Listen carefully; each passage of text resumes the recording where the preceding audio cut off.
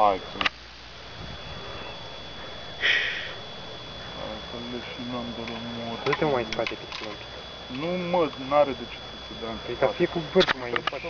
Mai lângă tine. Nu vă mă.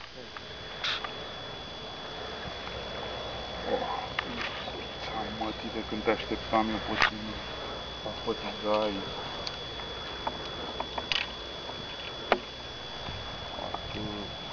Bun, și acum am încercat să-mi put. Dar nu știu, bă, băiatule, zici că are 10 minute.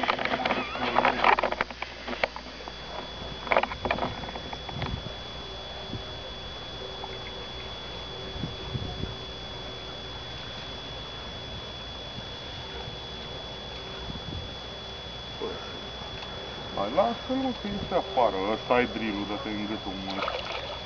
Hai că deja e leșinat. Bărcuță.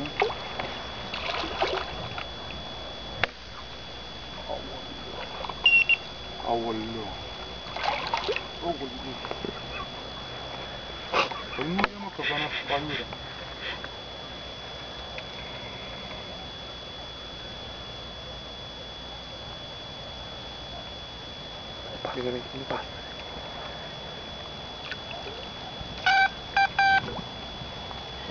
Stare și cu toți morți.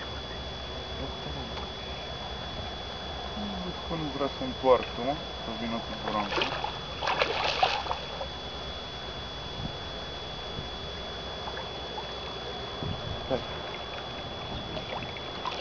Ăla e, mă. Vasilică, iar tu la șaorma... Nu se rupe, la șaorma pe gratis cu tu-ți morții, mă, prostule. Ia uite piticule, cu tu-ți morțișorii, mă, din gură. Bate Cuba, dă-te în kilul meu. Bravo, felicitări. Bă, unde e o lansetă de-a mea, mă? Am mutat, nu le-am mutat, mă, eu nu ți-am făcut loc, prostule. E de nu se vede mai bine.